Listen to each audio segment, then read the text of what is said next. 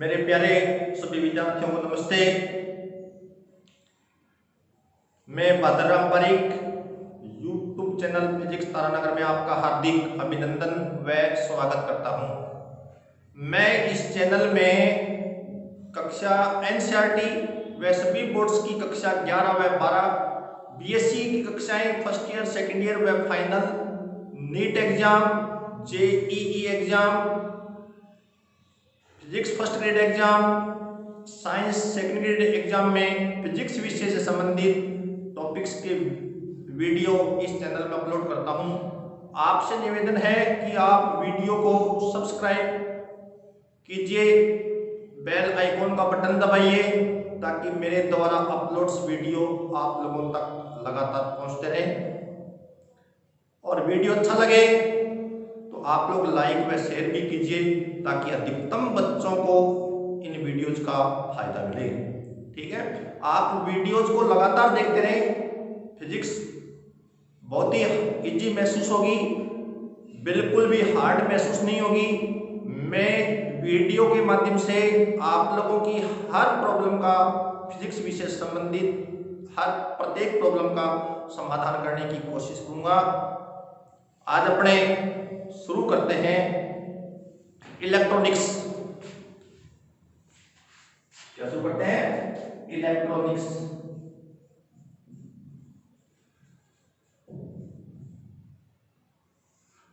अभी कॉलेज की परीक्षाएं खत्म नहीं हुई है, तो मैं बीएससी की कक्षाओं में जो महत्वपूर्ण टॉपिक्स हैं उनके वीडियो पहले अपलोड कर रहा हूं, इसलिए आप लोग परीक्षा की दृष्टि से इन वीडियो को जरूर देखें। आगे जब एग्जाम पूरी हो जाएगी तो मैं पूरे सिलेबस के वीडियो अपलोड करूंगा।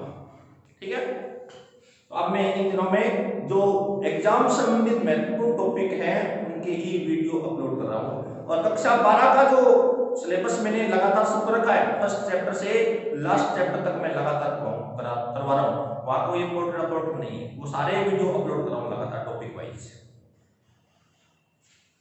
इलेक्ट्रॉनिक्स, इलेक्ट्रॉनिक्स पढ़ेंगे आज अपने। इसमें मैं आप लोगों को सबसे पहले बताता हूं प्रतिरोधों के संयोजन के बारे में। टॉपिक शुरू करने से पहले मैं आप लोगों को बेसिक बातें बताता हूं। ये जो शुरू में जो बेसिक बात बता रहा हूं ये पूरी इलेक्ट्रॉनिक्स में काम आएगी आप लोगों के। ये बेसिक बात क्लियर होगी तो ही आगे वाले टॉपिक्स आप लोगों के समझ में आएंगे। ठीक है, तो मैं अब ये जो बेसिक बात बता रहा हूं एक आधी, इन बातों पर आप लोग जरूर ध्यान रखना और दिमाग में भी रखना। प्रतिरोधों का संयोजन, प्रतिरोधों का संयोजन। प्रतिरोधों का संयोजन दो प्रकार से किया जाता है। एक तो होता है प्रतिरोधों का श्रेणी क्रम संयोजन। कौन सा संयोजन? श्रेणी क्रम संयोजन। दूसरा होता है प्रतिरोधों का समानांतर क्रम संयोजन। प्रतिरोधों का संयोजन दो प्रकार का होता है, श्रेणी क्रम संयोजन सीरीज कनेक्शन, दूसरा है समानांतर क्रम संयोजन पैरेलल कनेक्शन। ठीक है, तो प्रतिरोधों के श्रेणी क्रम संयोजन में क्या करते हैं आप लोग? प्रतिरोधों के श्रेणी क्रम संयोजन में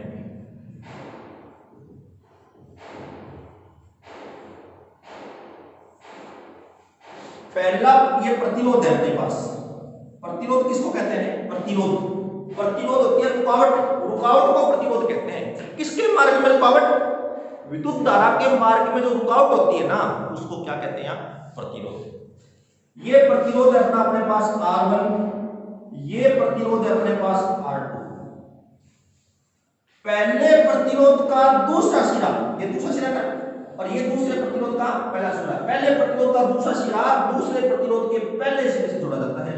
इसी प्रकार से आगे दूसरे प्रतिरोध का दूसरा सिरा तीसरे प्रतिरोध के पहले सिरे से जोड़ा जाएगा, और पहले प्रतिरोध का पहला सिरा और लास्ट प्रतिरोध का दूसरा सिरा बैटरी से जोड़ा जाता है। तो इसको कहते हैं प्रतिरोधों का श्रेणी क्रम संयोजन। ये प्रतिरोध है। ठीक है, एक प्रतिरोध और जोड़ लो आप लोग, 3 कर लेते हैं। 3 प्रतिरोध बना, 3 प्रतिरोध है किस क्रम में जुड़े हुए हैं, श्रेणी क्रम में जुड़े हुए हैं। पहले प्रतिरोध का दूसरा सिरा दूसरे प्रतिरोध के पहले सिरे से, दूसरे का दूसरा तीसरे के पहले से, इसी प्रकार से जोड़ देते हैं। लास्ट का दूसरा और पहले प्रतिरोध का पहला सिरा बैटरी से जुड़ा होता है तो इसे कहते हैं प्रतिरोधों का श्रेणी क्रम संयोजन। ठीक है, अब ये बैटरी है, बैटरी से क्या निकलेगी, धारा।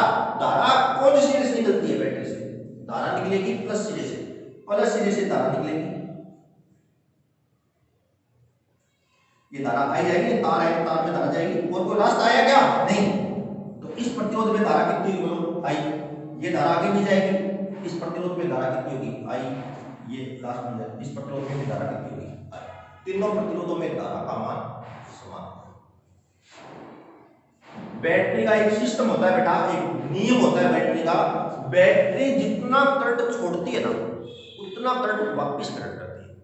बैटरी जितना करंट है छोड़ती है उतना करंट वापस करंट करती है। बैटरी हमेशा धनात्मक सिरे से करंट छोड़ती है और ऋणात्मक सिरे से करंट करती है, ये बैटरी का नियम होता है।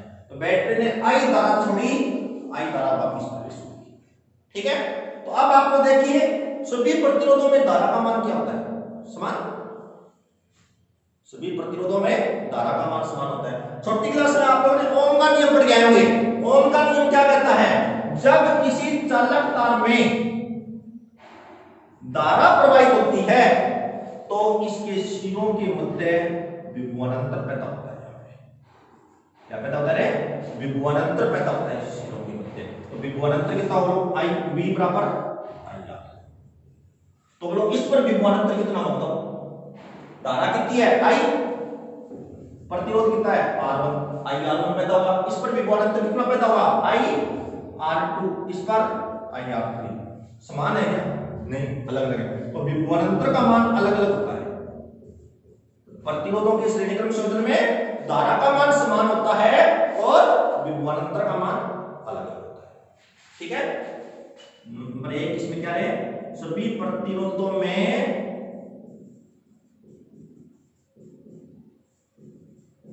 विद्युत धारा समान होती है।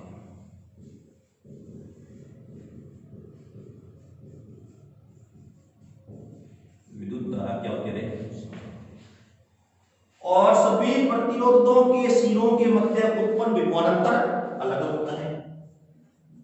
सभी प्रतिरोधों के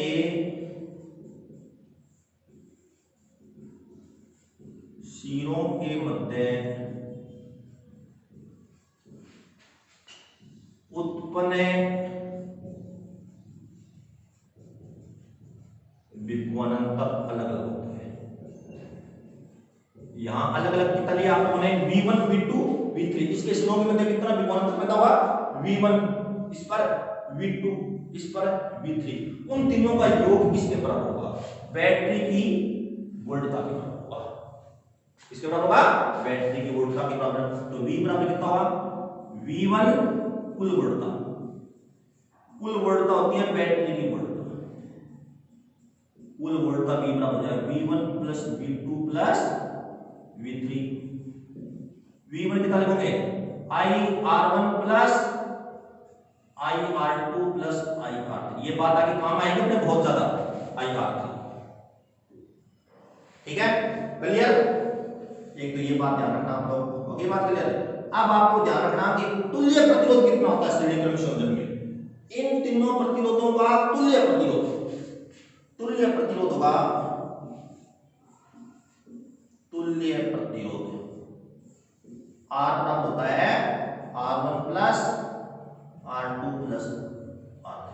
ये पढ़ा आप लोगों ने पहले, ये बात जरूर ध्यान रखना इन बातों को। और आप लोग देखिए श्रेणी क्रम संयोजन में क्या होता है, प्रतिरोधों के, प्रतिरोधों के श्रेणी क्रम संयोजन होता है ना बेटा। श्रेणी क्रम संयोजन में देखो ये V वोल्टता है, कितनी वोल्टता है, V। इसका कुछ भाग तो यहां रह जाएगा, कुछ भाग यहां रह जाएगा, कुछ बाकी बचा हुआ भाग इसमें। तो V वोल्टेज है, इसका इन तीनों प्रतिरोधों पर क्या हो जाता है, वितरण हो जाता है। तीनों प्रतिरोधों पर वितरण होता है। तो प्रतिरोधों के श्रेणीक्रम संयोजन में हमेशा वोल्टता का वितरण होता है। किसका? वोल्टता। प्रतिरोधों के श्रेणीक्रम संयोजन में वोल्टता का वितरण होता है। वोल्टता का वितरण, ठीक है।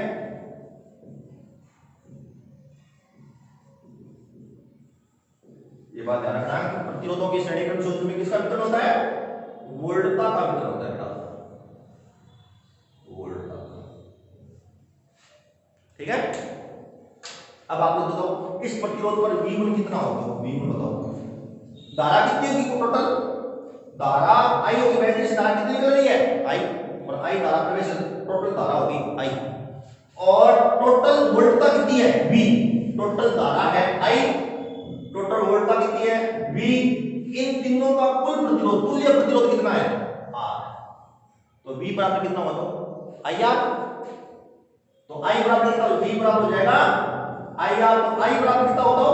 V बटा R। ये आ जाएगा परिपथ की धारा। तो परिपथ की धारा कितनी होता हो? परिपथ में धारा I बराबर होगा V बटा R। R कितना है? R1 plus R2 plus R3। अपने को क्या बताना है? V1 V2 V3 बताना है। इस पर V1 वोल्टता V1 है, इस पर V2, इस पर V3। और V1 कितना होगा? V1 बराबर होगा IR1। तो I की जगह लिख दोगे V बटा R1 plus R2 plus R3 गुणा कितना है? गुणा R1। तो कितना होगा? V1 बराबर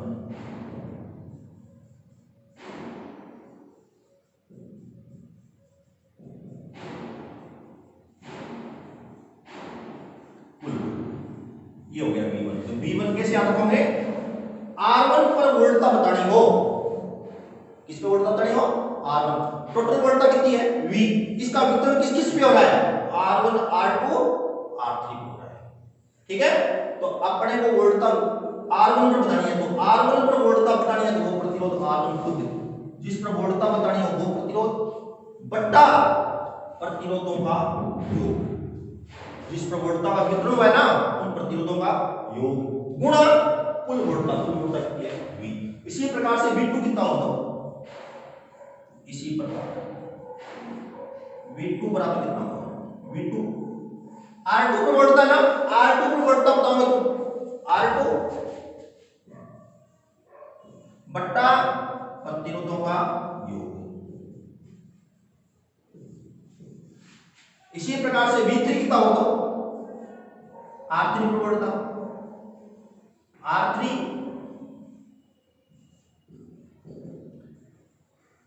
बट्टा तीनों प्रतिरोधों का योग।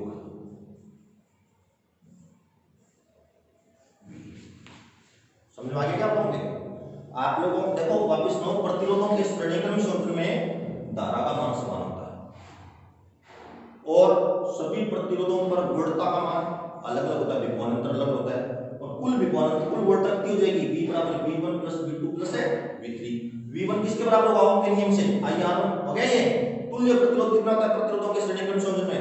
सभी प्रतिरोधों का योग होता है और प्रतिरोधों के श्रेणीक्रम संयोजन में वोल्टता का वितरण होता है। किसका वितरण होता है? वोल्टता का वितरण होता है। परिपथ में धारा कितनी होगी?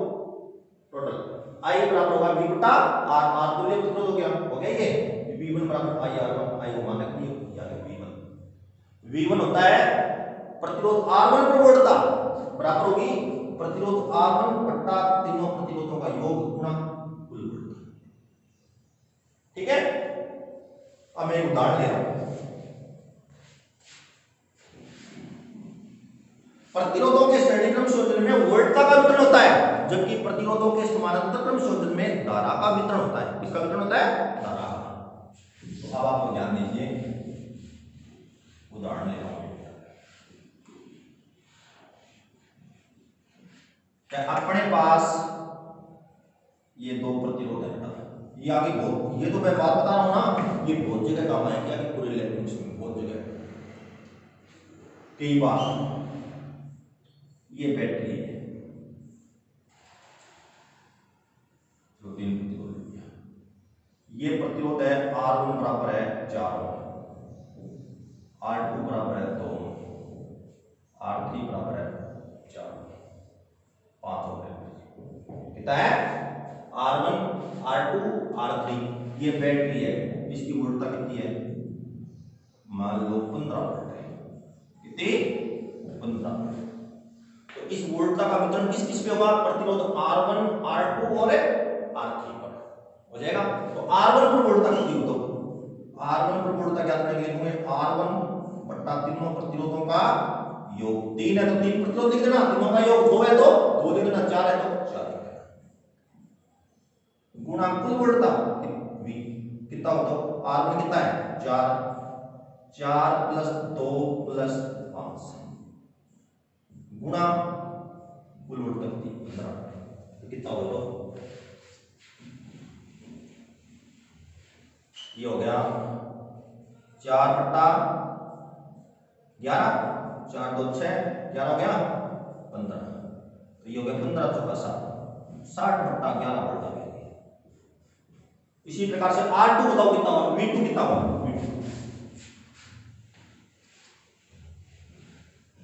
V2 लिखने के लिए क्या करोगे? V2 किस पर वोल्टता है? 2 ओम पर, 2 ओम बटा तीनों प्रतिरोधों का योग, जिस पर वोल्टता कितनी है गुणा कुल वोल्ट हो जाएगा। तो कितना आएगा? ये 30 बटा 11 वोल्ट आएगा। इसी प्रकार से V3 कितना आएगा? बताओ 5।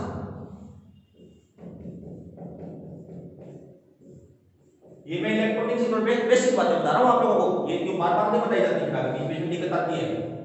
V3 बराबर कितना हो जाएगा? 75 बटा 11 वोल्ट। ठीक है। अब अपने पढ़ेंगे प्रतिरोधों का कौन सा संयोजन है? क्या समानांतर क्रम पढ़ेंगे। क्लियर? प्रतिरोधों के श्रेणीक्रम संयोजन में धारा का मान समान होता है, जबकि प्रतिरोधों के समानांतर क्रम संयोजन में वोल्टता का मान समान होता है। प्रतिरोधों के श्रेणीक्रम संयोजन में धारा का मान समान होता है और वोल्टता का मान अलग अलग होता है। समानांतर क्रम में इसका उल्टा होता है बेटा। समानांतर क्रम में क्या होता है? धारा का मान अलग अलग होता है और वोल्टता का मान समान होता है। प्रतिरोधों का समानांतर क्रम संयोजन,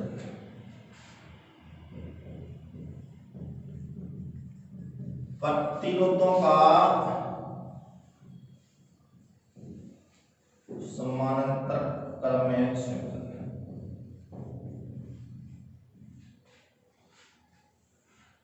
ठीक है। समांतर क्रम संयोजन में क्या होता है? ये जो प्रतिरोध है मेरे पास,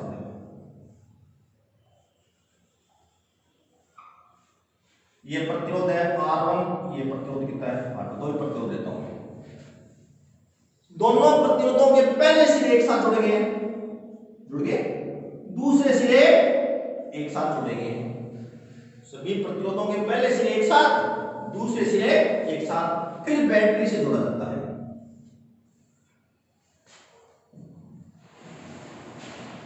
तो इसे कहते हैं प्रतिरोधों का समानांतर क्रम संयोजन। ठीक है। अब बैटरी से, बैटरी वोल्टता कितनी है? V। यहां से धारा निकलेगी बैटरी से कितनी? I। बैटरी का नियम होता है, बैटरी जितना करंट छोड़ती है उतना करंट वापस करंट करती है। बैटरी ने I धारा छोड़ी, I धारा निकली बैटरी से, तो यहां की, यहां के कितने रास्ते हो गए? तो 2। तो इधर धारा कितनी जाएगी? मान लो I1 चली गई, इधर धारा कितनी चली गई? I2। तो I बराबर होगा I1 प्लस I2। धारा अलग अलग होगी ना, यहां पे आके धारा भी मिल जाएगी, दोनों मिलने से क्या बन जाएगी? I धारा वापस प्रवेश होगी। बैटरी में जितनी धारा छोटी है उतनी धारा वापस प्रवेश होगी। ठीक है। तो यानी प्रतिरोधों में धारा, सभी प्रतिरोधों में धारा का मान क्या होता है? अलग अलग। इसमें प्रतिरोधों के समानांतर क्रम संयोजन में सभी प्रतिरोधों में धारा का मान अलग अलग होता है और सभी प्रतिरोधों के सिरों के मध्य जो विभवांतर है ना, वो समान होगा। यहाँ पे समान भी किसके बराबर? बैटरी की वोल्टता। समान भी किसके बराबर है? बैटरी के वोल्ट। ठीक है, क्योंकि अपने क्या करेंगे, इस प्रतिरोध के सिरों के मध्य विभवान अंतर क्या करेंगे, तो वोल्टमीटर को समांतर क्रम जोड़ेंगे, यहां जोड़ेंगे तो वो वोल्टेज बताएगा। R2 के सिरों के मध्य भी अपने विभवान अंतर क्या करें, तो भी प्रतिरोध वोल्टमीटर को ही जोड़ेंगे। बैटरी वोल्ट तब मापेंगे तो भी वोल्टमीटर को ही जोड़ेंगे। तो वोल्टमीटर अलग अलग रीडिंग थोड़ी बताएगा, वोल्टमीटर कितनी रीडिंग बताएगा, V वोल्ट रीडिंग बताएगा। ये इस बैटरी वोल्ट तो भी V है और R1 पर विभवान अंतर भी V है, R2 पर विभवान अंतर भी V है। तो याद रखना कि प्रतिरोधों के समानांतर संयोजन में क्या अलग अलग होता है बेटा, धारा अलग अलग होती है, तो धारा का वितरण होता है और सभी प्रतिरोधों पर विभवान अंतर का मान समान होता है। विभवान अंतर का मान क्या होता है, समान। समान भी किसके बराबर, बैटरी के वोल्ट का भी। ठीक है, तो इसमें क्या देखो, सभी प्रतिरोधों में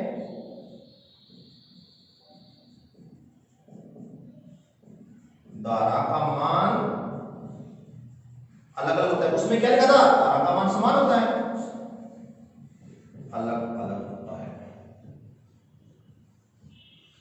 नंबर 2, सभी प्रतिरोधों के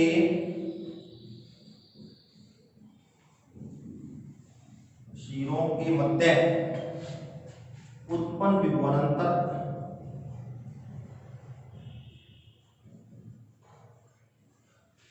V बैटरी वोल्ट का भी है, विभवान अंतर V समान होता है। तो यहां अलग अलग क्या है, धारा। ठीक है, कुल धारा कितनी देख लो, कुल धारा, कुल विद्युत धारा। कुल विद्युत धारा का मतलब होता है परिपथ की धारा। किसकी धारा ने, परिपथ की धारा। परिपथ की धारा होती है बैटरी से निकलने वाली धारा। बैटरी से निकलने वाली धारा को कुल विद्युत धारा भी कहते हैं, परिपथ की धारा भी कहते हैं। ठीक है, बराबर I बराबर होगा I1 plus I2 plus I3। I1 बताओ इस पर कितना विभवान अंतर पैदा होगा, इसमें इस प्रतिरोध पर V, बैटरी वोल्ट का V है, तो V बराबर होता है I R1, I1 है R1। I1 किसके बराबर हो जाएगा, I1 बराबर होगा V बटा R1, V बटा R1 प्लस V बटा R2 प्लस V बटा R3। क्लियर। और यदि तुल्य प्रतिरोध, ये बात ध्यान रखना, तुल्य प्रतिरोध कितना है, यदि तुल्य प्रतिरोध, इन दोनों का तुल्य प्रतिरोध R है तो कितना होगा, 1 बटा R बराबर होगा 1 बटा R1 प्लस 1 बटा R2। 3 प्रतिरोध है तो 3 पद। ठीक है, यदि n प्रतिरोध है तो, यदि n प्रतिरोध है तो कितना हो जाएगा, 1 बटा R बराबर 1 बटा R1 प्लस 1 बटा R2 1 बटा। ठीक है, एक इसमें और ध्यान रखना आपको, 1 बटा R बराबर कितना, ये सिर्फ 2 के लिए होता है, सिर्फ कितने के लिए, 2 के लिए, केवल 2 प्रतिरोध के लिए, केवल 2 प्रतिरोध के लिए बता रहा हूं बात। ये बात अपने बार बार काम में लेंगे। क्या होगा, लघुत्तम कितना कर दो, R1 R2, तो कितना लिखूं यहां पे, R2 प्लस R1, R बराबर कितना आ गया, R1 है, R2 बट्टा कितना रे, R1 प्लस R2 बट्टा पा दिया।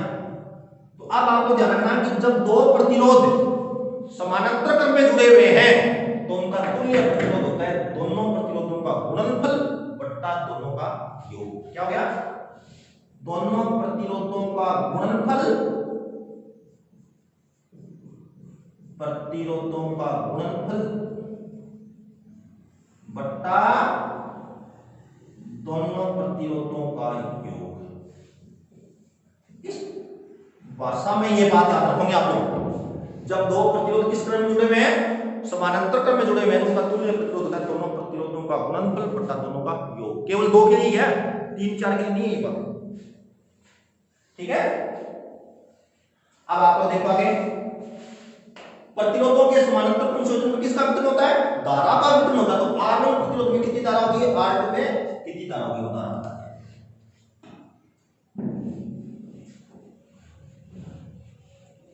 समझ में आ रहा होगा होंगे बेटा। इलेक्ट्रॉनिक्स के वीडियो आप लोगों को लगातार देखने पड़ेंगे, तब इलेक्ट्रॉनिक्स समझ में आएगी आप लोगों के। एक भी वीडियो आप लोगों बीच में छोड़ दिया तो समझ में नहीं आएगी।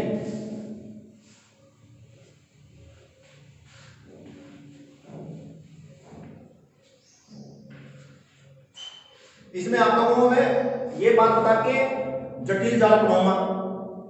जटिल जाल दो प्रकार के होते हैं, टी और पाई, उनका आपस में रूपांतरण पढ़ाऊंगा। फिर मैं आप लोगों को करवाऊंगा एच प्राचल, क्या नाम है ये, एच प्राचल, जेड प्राचल, वाई प्राचल, पैरामीटर्स करवाऊंगा आप लोगों को।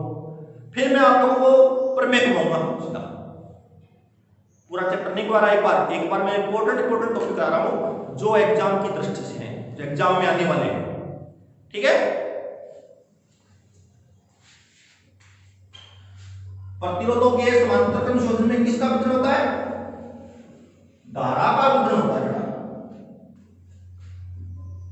प्रतिरोधों के समानांतर क्रम संयोजन में,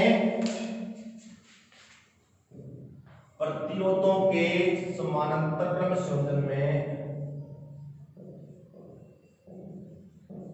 विद्युत धारा का वितरण होता है,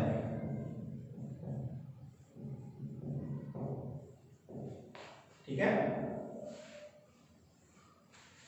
तो बताओ यहां पे दोनों प्रतिरोधों पर विभवांतर समान होगा ना, तो इस प्रतिरोध पर कितना विभवांतर होगा, V बराबर होगा I1 है R1, I1 R1 बराबर होता है I2 R2।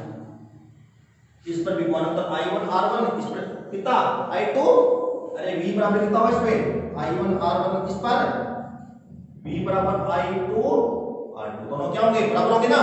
प्रतिरोधों के समानांतर क्रम संयोजन में वोल्टता विभवांतर का मान समान होता है। तो I1 बट्टा I2 कितना हो जाएगा, R2 बट्टा R1। ये बात भी आपको याद रखना, यानी धारा I1 ऊपर है और प्रतिरोध कहां है, नीचे। धारा I2 नीचे है और प्रतिरोध R2 का है ऊपर। तो कौन सा संबंध हुआ, युक्त क्रमानुपात की संबंध हुआ। यानी विद्युत धारा प्रतिरोध के युक्त क्रमानुपात की होती है। जिस प्रतिरोध का मान कम होगा उसमें धारा का मान ज्यादा होगा, और जिस प्रतिरोध का मान ज्यादा होगा उधर धारा का मान कम होगा। सीधी सी बात है, रुकावट ज्यादा होगी उधर धारा जाएगी क्या, धारा कम ही रहेगी। और जिधर रुकावट कम है उधर धारा ज्यादा होगी, तो उसके मार्ग में बाधा नहीं है। अर्थात विद्युत धारा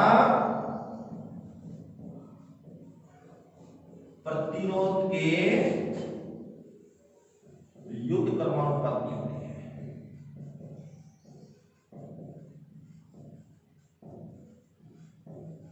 ठीक है। अब ये पहले प्रतिरोध में धारा I1 होगी कितनी, दूसरे प्रतिरोध में धारा I1 होगी कितनी। तो आप लोगों को अगर प्रतिरोधों के समांतर क्रम संयोजन में विभवांतर समान होता है, क्लियर। I1 R1 I2 कितना होगा, I परिपथ कुल धारा है ना, I1 प्लस I2, तो बोलो कितना हो जाएगा, I1 प्लस I2, I2 कितना होगा, I2 बराबर हो जाएगा I माइनस I1। तो ये हो गया I माइनस I1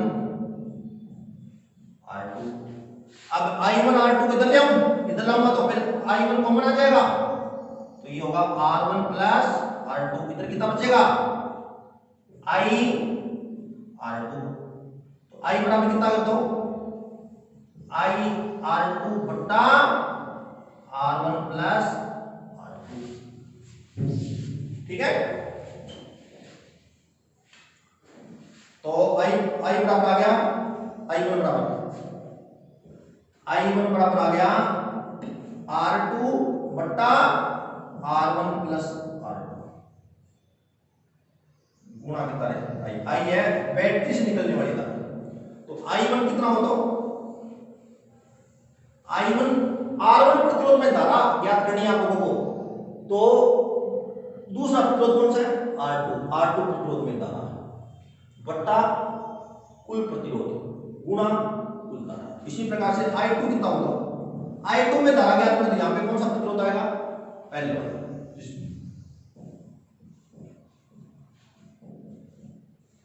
दोनों प्रतिरोधों का योग गुणा कुल धारा।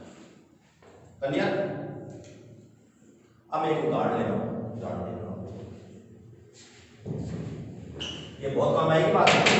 I1 I2 के I1 ज्ञात करेंगे तो यहां पे कौन सा प्रतिरोध आएगा R2 बट्टा दोनों प्रतिरोधों का कुल योग जिसमें धारा का वितरण होगा बट्टा कुल धारा। ठीक है। और I2 ज्ञात होंगे तो यहां पे क्या लिखोगे R बट्टा कुल प्रतिरोध गुणा धारा यानी उन प्रतिरोधों का योग जिसमें धारा का वितरण हुआ है। धारा का वितरण कौन कौन से प्रतिरोधों में हुआ है यहां पे R1 है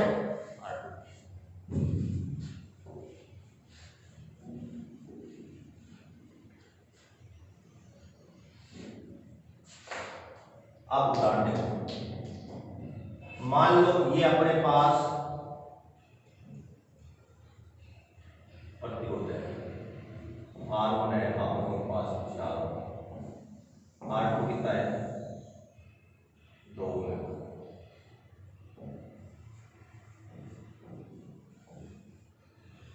ये बैटरी है इसकी वोल्ट का देने की आप लोगों को मान लो 12 वोल्ट कितनी वोल्ट 12। यहां कितनी धारा निकलेगी I है बैटरी की तरह विपरीत की तरह हो गया। इधर धारा कितनी जाएगी I1 इधर धारा कितनी I2 फिर ये धारा I यहां आएगी यहां पे तो भाग जाएगी। ठीक है। तो पहले अपने को I1 ज्ञात करना है। तो I1 ज्ञात करने के दो तरीके हैं। कितने तरीके हैं दो यहां पे। लेकिन दूसरे वाला तरीका आपको ज्यादा अपनाना क्यों वो काम आएगा आपको। मान लो यहां धारा कितनी आ गई I ज्ञात करना पड़ेगा अपने को। I कैसे ज्ञात करना बताओ I बराबर होगा पहले वाला तरीका मैं बता देता हूं पहले क्या इस प्रतिरोध पर विभवांतर समान होगा इस पर भी समान होगा। समान भी किसके बराबर बैटरी की वोल्टता के बराबर। तो कितना होगा I1 बराबर होगा V बट्टा R1 क्योंकि V बराबर कितना होगा I1 है I1 बराबर आ गया V बट्टा R1 कितना होगा 12 बट्टा कितना 4 कितना करता हो 3 एम्पियर धारा। ठीक है कितने एम्पियर धारा होगी 3 एम्पियर। I2 कितना होगा I2 बराबर होगा V बट्टा R2 V कितना 12 बट्टा 2 कितना रहे 6 एम्पियर I2 भी 6 एम्पियर। लेकिन ये वाला तरीका कम काम आएगा आगे। अब मैं सेकंड तरीका आपको बता रहा हूं ना बहुत ज्यादा काम में आएगा आगे। समझ में बात है। उसी तरीके को अपने बार बार यूज करना पड़ेगा। तो सेकंड तरीका क्या हो सकता है इसका I1 I2 क्या करना तो याद रखना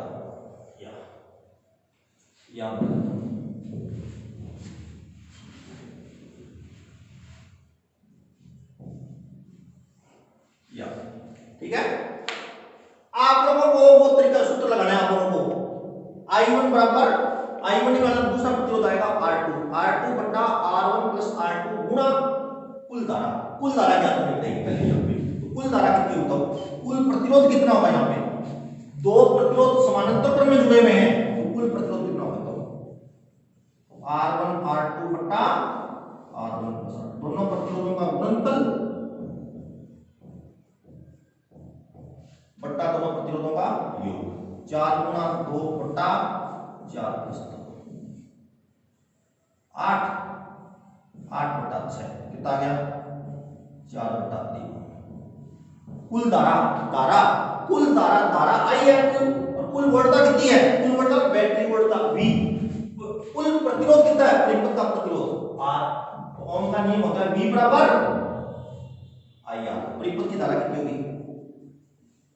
परिपथ की धारा, परिपथ की धारा का मतलब होता है बैटरी से निकलने वाली धारा, ठीक है। I बराबर होता है V बटा R। तो V कितना है? तो 12, R कितना है? 4 बटा 3। कितना हो जाएगा? 12 या 36, 36 बेचारा 9 एम्पीयर आएगा। अब बताओ I1 कितना होगा? I1 होगा, I1 बताना है दूसरा प्रतिरोध,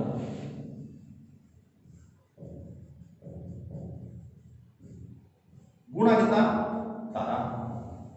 दूसरा प्रतिरोध कितना है? 2 बटा दोनों प्रतिरोधों का योग जिसमें धारा वितरित हुई है, गुणा I कितना है? 9। कितना हो गया? 2 गुणा 9 बटा 6। कितना आएगा ये? 9 2 18, 18 6 का भाग कितना आएगा? 3 एम्पीयर। I1 3 एम्पीयर, पहले भी 3 निकाला था ना।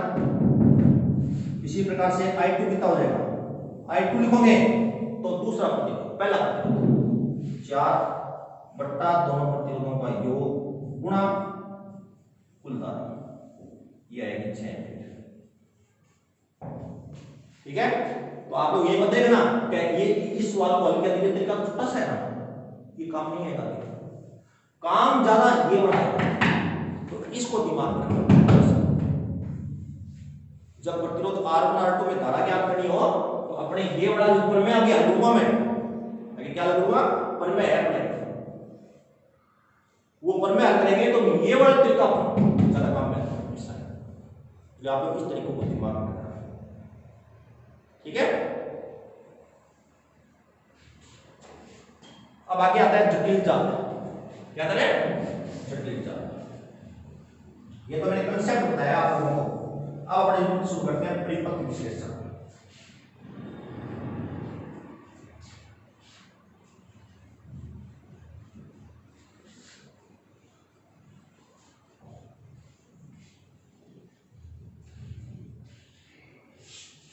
परिपथ विश्लेषण,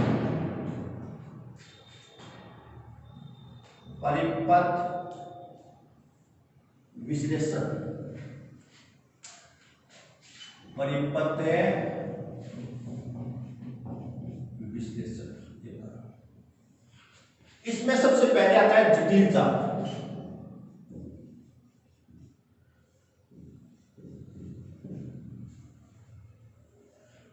ये बड़ा जटिल जाल है ना, कॉम्प्लेक्स नेटवर्क।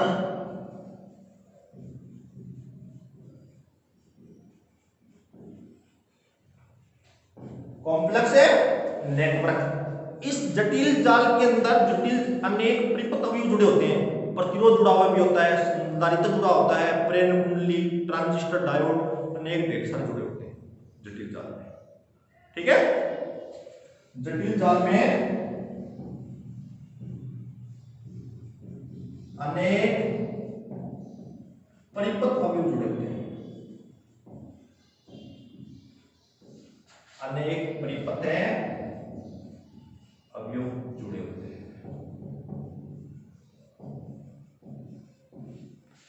ठीक है। अनेक परिपथ अवयव ढेर सारे जुड़े हुए एक साथ तो उसको कहेंगे अपने जटिल जाल, ठीक है। और जटिल जाल का सामान्य रूप इस होता है, यहां बीच में यहां जुड़े हुए हैं अनेक अवयव, और ये होता है निवेशी टर्मिनल। इस रूप को याद रखना आप लोग, 1 1 निवेशी टर्मिनल है, और ये है 2 2, ये है निर्गम टर्मिनल। कौन सा टर्मिनल है ये? निर्गम टर्मिनल। यहां इन दोनों टर्मिनलों के बीच में जो वोल्टता होगी ना उसका नाम होगा V, और धारा होगी I1। और इन दोनों टर्मिनलों के बीच में जो वोल्टता होगी ना वो होगी V2, और यहां धारा होगी। ये सामान्य रूप होता है जटिल जाल का।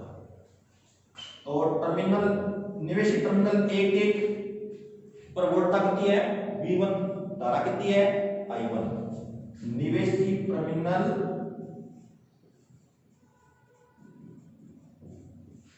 1 1 पर वोल्टता V1, वह धारा कितनी है? I1 है।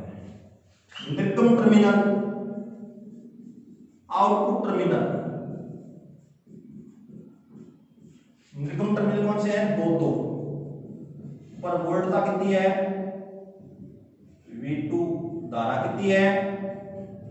I2 है। क्लियर? और ये जो जटिल जाल है ना, ये दो प्रकार के होते हैं। जटिल जाल कितने प्रकार के होते हैं? दो प्रकार। एक जटिल जाल में आप लोग मैं क्या शब्दावली बता रहा हूं, काम में आएगा काफी बार। एक तो इसमें काम में आएगा Z1 OC आएगा, ये काम में आएगा। OC का मतलब होता है ओपन सर्किट। OC का क्या है?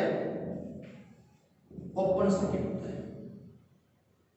इसका मतलब ये होगा कि टर्मिनल 1-1 के मध्य प्रतिपदा, टर्मिनल 1-1 के मध्य प्रतिपदा, जबकि टर्मिनल 2-2 है ना, ये खुले हैं। इसका मतलब क्या होगा? ये बार बार काम आएगा, ये सिंपल निवेशित टर्मिनल, चार शब्दावली काम आएंगे अपने। Z1 है, OC काम आएगा, Z1 SC, Z1 Z2 OC, Z2 SC। SC का होता है शॉर्ट सर्किट, क्या है? शॉर्ट सर्किट करना, लघुपतित। निवेशित टर्मिनल 1-1 के मध्य प्रतिपदा, जब टर्मिनल 2-2 खुले हैं। याद रखना ये बात। Z1 OC निवेशित टर्मिनल के मध्य प्रतिपदा जब टर्मिनल 2-2 खुले हैं। Z1 SC, Z1 SC का क्या होगा? निवेशित टर्मिनल 1-1 के मध्य प्रतिपदा जब ये निर्गम टर्मिनल ना, निर्गम टर्मिनल, जब निर्गम टर्मिनल 2-2 लघुपतित हैं। लघुपतित होता है, इन दोनों को आपस में ऐसे जोड़ देंगे, सीधा तार से जोड़ देंगे, शॉर्ट सर्किट कर दिया इसे। इनको ऐसे करके फिर इन दोनों के मध्य प्रतिपदा कितनी है वो निकाल देंगे। ठीक है? Z2 OC का क्या होगा? निवेशित टर्मिनल, निर्गम टर्मिनल 2 है ना, निर्गम टर्मिनल 2-2 के मध्य प्रतिपदा जब OC का ओपन सर्किट, टर्मिनल 1-1 खुले हैं, खुला है। निवेशित टर्मिनल, निर्गम टर्मिनल, क्या है? निर्गम टर्मिनल 2-2 के मध्य प्रतिपदा जब निवेशित टर्मिनल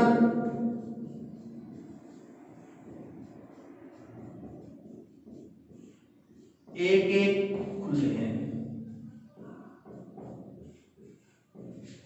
खुला है। ठीक है? और Z2 SC का ले, अब की बार निवेशित टर्मिनल क्या हो जाएंगे? लघुपतित। निर्गम टर्मिनल 2-2 के मध्य प्रतिपदा जब निवेशित टर्मिनल लघुपतित है। क्लियर? ये चार शब्दावली काम आएंगे अपने। Z1 OC का होता है कि निवेशित टर्मिनल 1-1 के मध्य प्रतिपदा जब टर्मिनल 2-2 खुले हैं। Z1 SC का है निवेशित टर्मिनल 1-1 के मध्य प्रतिपदा जब निर्गम टर्मिनल लघुपतित है। जोड़ दिया, शॉर्ट सर्किट कर दिया। Z2 OC का 2-2 के मध्य प्रतिपदा जब 1-1 खुले हैं। Z2 SC का टर्मिनल 2-2 के मध्य प्रतिपदा जब टर्मिनल 1-1 लघुपतित है। ठीक है? और ये जटिल जाल है ना, ये जटिल जाल का सामान्य रूप है। ये निवेशित टर्मिनल होता है, ये निर्गम टर्मिनल लाइन के बीच में अनेक परिपथ जुड़े होते हैं, प्रतिरोध, संधारित्र, ट्रांजिस्टर, डायोड वगैरह जुड़े होते हैं एक साथ। ठीक है? और ये जटिल जाल है, दो प्रकार का होता है। जटिल जाल कितने प्रकार का होता है? दो प्रकार का होता है। जटिल जाल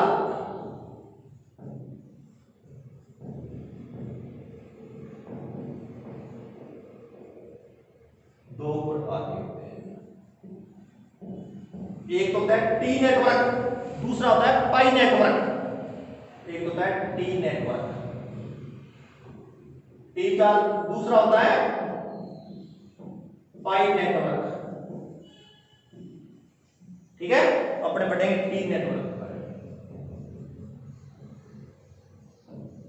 टी नेटवर्क, टी जाल।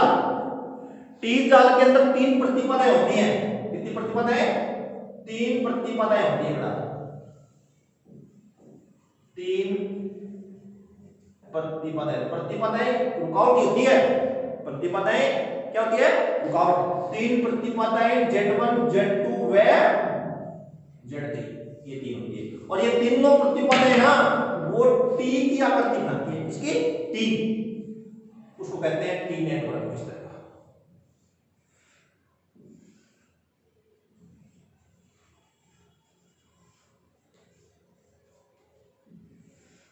ठीक है, ये टर्मिनल कौन सा? 1 1। ये टर्मिनल कौन सा? 2 2। ये प्रतिपदा कितनी? Z1 Z2 Z3। ठीक है, अब बताओ मेरे को ये Z1 और दूसरा कौन सा होता है? पाई नेटवर्क। उसमें भी 3 प्रतिपदाएं होती है। पाई क्या प्रतिपदा आती है? तो इसमें मेरे को बताओ Z1 और C कितना होगा?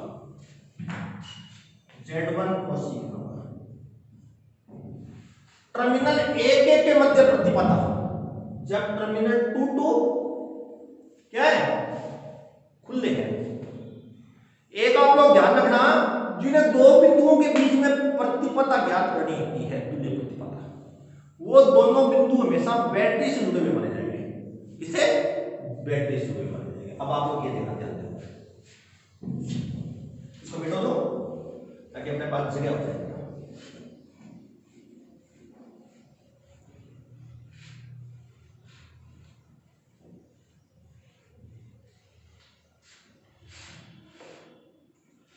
देखो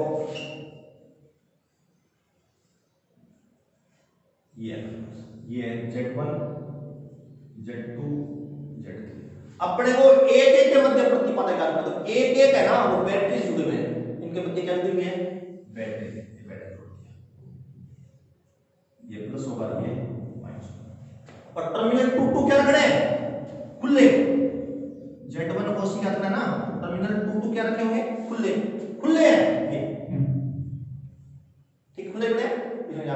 तो यहां से धारा निकलेगी, मान लो I धारा निकलेगी यहां से, और यहां के कितने भागों में जाएगी? 2 भाग। इधर जाएगी धारा। धारा को बहने के लिए बंद पथ चाहिए। क्या चाहिए? बंद पथ। बंद पथ है क्या? उधर धारा नहीं जाएगी। बंद पथ कहां पड़ेगा? तो धारा सारी की सारी किधर चली जाएगी? इधर से जाएगी, इधर धारा नहीं जाएगी। तो इसका इसमें धारा नहीं गई। अब Z2 में, सर Z2 है, इसका कोई प्रभाव नहीं है। इसका कोई प्रभाव नहीं, यानी ये परिपथ में नए जुड़े हुए समान है। तो इसमें Z1 में धारा कितनी है? I। Z2 में भी, Z3 में भी धारा कितनी है? I। दोनों में धारा का मान समान है। धारा समान कौन से श्रेणी में होती है? तो प्रतिरोधों के श्रेणी क्रम से होती है धारा समान। इसका ना ये दोनों किस क्रम में जुड़े हुए? श्रेणी क्रम शोध में। तो श्रेणी क्रम शोध में तुल्य प्रतिपदा कितनी होगी? Z1 प्लस Z3 योग के बराबर। इसी प्रकार से Z1 SC का, Z1 SC क्या क्रम है? तो ये क्या क्रम बताओ? लघुपति क्रम, यानी 1 1 के मध्य प्रतिपदा जब टर्मिनल 2 2 शॉर्ट सर्किट है, तो शॉर्ट सर्किट कर दिया। तो अब ये धारा I है, अपने टर्मिनल 1 1 के मध्य प्रतिपदा ज्ञात करते हैं। जिन 2 टर्मिनलों के मध्य प्रतिपदा ज्ञात करनी होती है ना, वो दोनों बिंदु बैटरी से जुड़े हुए माने जाएंगे। तो यहां धारा I निकली, यहां की कितने इधर धारा जाएगी, तो बंद मिल जाएगा धारा, इधर भी धारा जाएगी। तो इसमें धारा चलेगी हमारा I1, इधर धारा कितनी चलेगी? I2। यहां धारा वापस मिल जाएगी, दोनों मिलके वापस आ जाएगी। ठीक है, तो अब देखो इन दोनों में धारा का मान अलग अलग है ना। Z2 और Z3 में धारा का मान अलग अलग है, इसलिए दोनों किस क्रम में है? समानांतर क्रम शोधन है ये। कौन शोधन है ये? समानांतर क्रम शोधन है। तो समानांतर, जब 2 प्रतिरोध समानांतर क्रम में जुड़े होते हैं, उनका तुल्य प्रतिरोध दोनों का योग बट्टा दोनों का दोनों का गुणनफल बटा दोनों का योग। तो इनका तुल्य प्रतिरोध हो जाएगा Z2 गुणा Z3 बटा Z2 प्लस Z3। तो ये और ये किस क्रम हो जाएंगे? श्रेणी क्रम में। तो Z1 ऐसे लिखा हुआ है Z1 प्लस दोनों का गुणनफल बटा दोनों का योग। क्लियर? अब Z2 OC बताओ। Z2 OC बताना है, यानी टर्मिनल 2 2 के मध्य प्रतिपदा बतानी है। तो अब की बार बैटरी और कहां जुड़ी हुई है? टर्मिनल 2 2 के मध्य जुड़ी हुई है। ये T नेटवर्क है,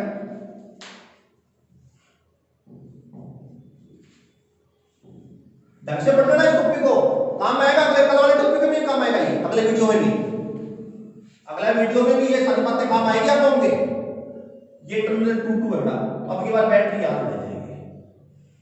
ये टर्मिनल है 1 1 है।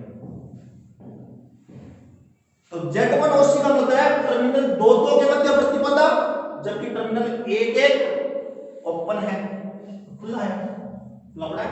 धारा कहां से निकलेगी बताओ? प्लस से। यहां की धारा आई, निकली धारा। अब यहां के इधर जाएगी क्या धारा? इधर बंद पर थोड़ी है, इधर धारा नहीं जाएगी, इधर जाएगी धारा, साथ आई भी आएगी। इसमें धारा, इसमें धारा नहीं गई, इसमें ये परिपथ में नहीं जुड़े हुए समान है, इसका कोई रोल नहीं है। तो धारा केवल Z2 और Z2 और Z3 में धारा क्या तो समान है ना? कौन से प्रतिरोधों के कौन सी सूत्र में धारा का मान समान होता है? श्रेणी क्रम सूत्र है। इसका दोनों प्रतिपदाएं किस क्रम में है? श्रेणी क्रम में। तो श्रेणी क्रम में तुल्य प्रतिपदा कितनी होती है? Z2 प्लस Z3 योग के बराबर होती है। अब Z2 ऐसी बताओ, Z2 ऐसी यानी टर्मिनल 2 2 के मध्य प्रतिपदा जब टर्मिनल 1 1 लघु प्रतीत है। देखो अब ये धारा आई, यहां क्या अब धारा इधर भी जाएगी, तो इधर बंद मिल रहा है, तो यहां पे आके धारा दो भागों में जाएगी, I1 और I2। इन दोनों में धारा अलग हो गई, ये दोनों किस क्रम में है? तो समानांतर क्रम में, ये दोनों समानांतर क्रम में, और ये समानांतर क्रम में तुल्य प्रतिपदा कितनी होती है? दोनों का गुणनफल बटा दोनों का योग। और फिर ये श्रेणी क्रम हो जाएगा Z2 प्लस Z1 Z3 बटा Z1 प्लस Z3। ये T नेटवर्क के बारे में बताया, ठीक है? अब मैं बता रहा हूं पाई नेटवर्क। जटिल जाल कितने प्रकार के होते हैं? दो प्रकार के, T नेटवर्क और पाई नेटवर्क। ढंग से पढ़ लेना इस टॉपिक को। अब आगे आता है दूसरा जाल, कौन सा है? पाई नेटवर्क, पाई जाल, ठीक है?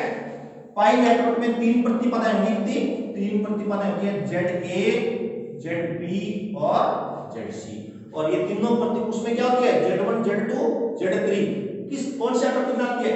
T आकृति बना रहे हैं, T आकृति। और इसमें तीन प्रतिपदाएं होती है, वो पाई की आकृति बनाती है बेटा।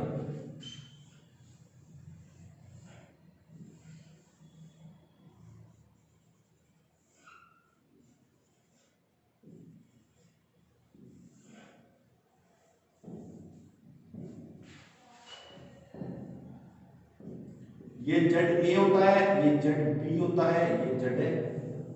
ये पाई की आकृति बनी नहीं बनी, ठीक है? अब बताओ आप लोग Z1 SC कितना पाई? Z1 OC कितना? Z1 OC का क्या होगा? टर्मिनल 1 1 के मध्य प्रतिपदा जब टर्मिनल 2 2 खुले हैं, ये साइड बना दो उससे, तो प्रतिपदा कौन से टर्मिनल, कौन सी सिरों के मध्य ज्ञात करनी है? 1 1 के मध्य ज्ञात करनी है।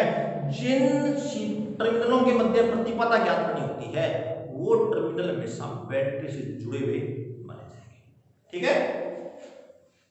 तो यहां बैटरी जुड़ी हुई होगी, तो धारा बैटरी के प्लस से निकलेगी क्या? ये ZA ZB ZC, और दो टर्मिनल को क्या रखना है? खुला, तो यहां से धारा निकली I।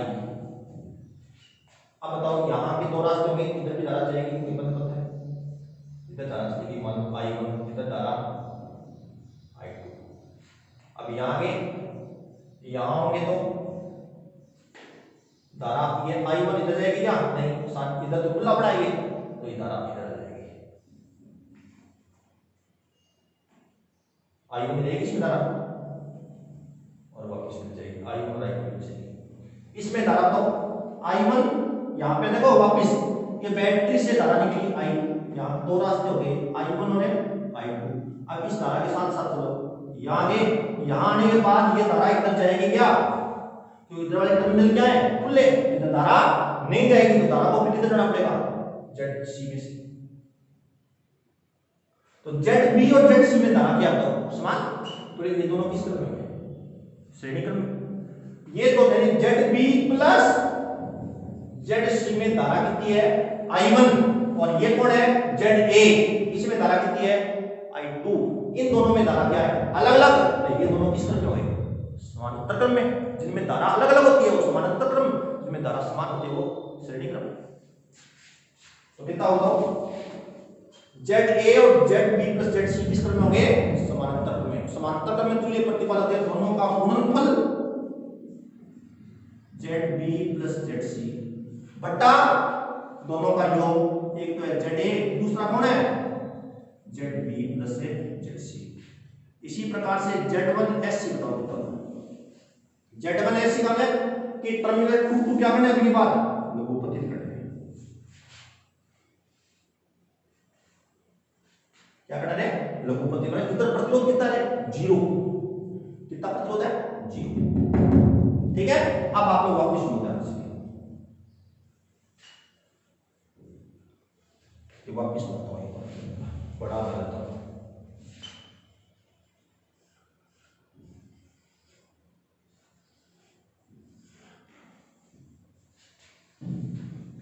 यहां बैटरी जोड़ी गई है, ये ZA ZB ZC, ये टर्मिनल 2 तो क्या बने? लघुपतित।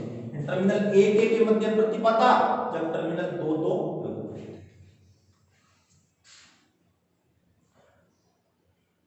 यहां से धारा I निकली, ये I1 होगी, मतलब ये इधर I1 चली गई, इधर कितनी? I2 बट गई धारा।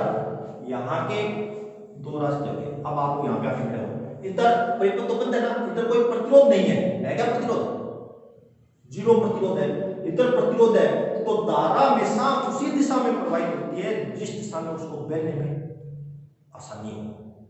तो धारा किधर जाएगी? सारी की सारी धारा इस तार में सुन जाएगी। ZC में कोई धारा नहीं जाएगी, ZC तो रुकावट है, इधर कोई रुकावट नहीं है, तो सारी की सारी धारा इधर से जाएगी। ठीक है, तो इधर जाएगी, इसमें कोई धारा नहीं होगी।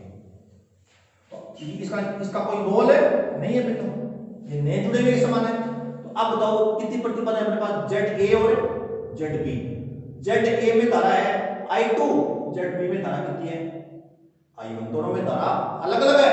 जब धारा अलग अलग होती है तो कौन सा संयोजन होता है? समानांतर।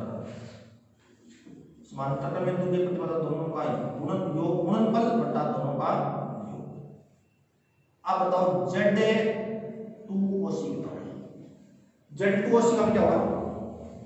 टर्मिनल 2 के मध्य प्रतिपदा, जब टर्मिनल 1 खुला हो, ये पाई नेटवर्क है, ZA ZB ZC। बैटरी अभी की बार कहां जुड़ी हुई है? टर्मिनल 2 के मध्य। जिन चीनों के मध्य प्रतिपदा ज्ञात होती है वो चीजें हमेशा बैटरी से जुड़े हुए माने जाएंगे, प्लस माइनस। अब यह टर्मिनल 1 खुला हुआ ना,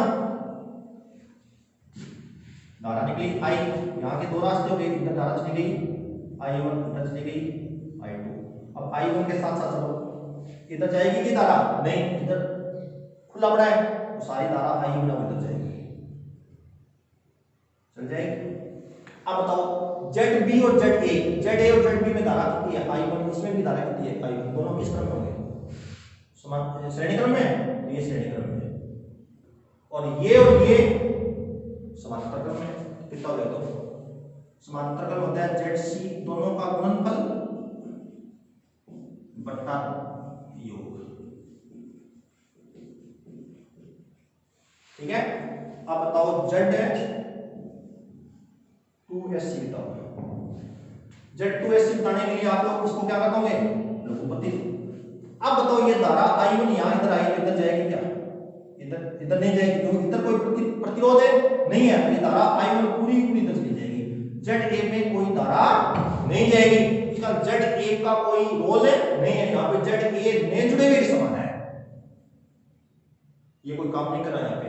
तो सिर्फ काम कौन से कर रहे हैं, ZB और ZC। ZB और ZC में धारा अलग अलग है, तो किस क्रम होगा ये, समांतर क्रम में तुल्य प्रतिपद होते हैं, दोनों का गुणनफल बटा दोनों का योग। ठीक है, ये आप लोग पढ़ लेना ढंग से, अगले वीडियो में ये पूरा टॉपिक काम आएगा, ये पढ़ याद होगा तो ही आगे वाला होगा, आपको समझ में आएगा आगे वाला। ठीक है, तो आप लोग वीडियो को सब्सक्राइब जरूर करें ताकि मेरे द्वारा अपलोड्स वीडियो आप लोगों तक के लगातार पहुंचते रहे। और वीडियो को बेटा लगातार देखिए, पूरा वीडियो देखें, ये नहीं है थोड़ा देखा काट दिया इसने, पूरा वीडियो देखें तो मजा आएगा आप लोगों को फिजिक्स में। बिल्कुल भी आप लोगों को परेशानी नहीं होगी फिजिक्स में, और परेशानी होती है तो आप लोगों को बताइए। ये मेरे व्हाट्सएप नंबर है 9496653749, ये मेरे व्हाट्सएप नंबर है। आप लोगों को इस टॉपिक के नोट्स चाहिए तो मैं आप लोगों को आपके व्हाट्सएप पे भेज दूंगा नोट्स, मेरे को मैसेज कर देना। ठीक है, और वीडियो अच्छा लगे तो आगे भी शेयर करना, लाइक करना, भेजना आगे भी, ताकि अन्य बच्चों को भी इस वीडियो का फायदा मिलता रहे। ठीक है, आप लोग बस मेरे साथ रहिए, बिल्कुल भी दिक्कत नहीं आने दूंगा आप लोगों को।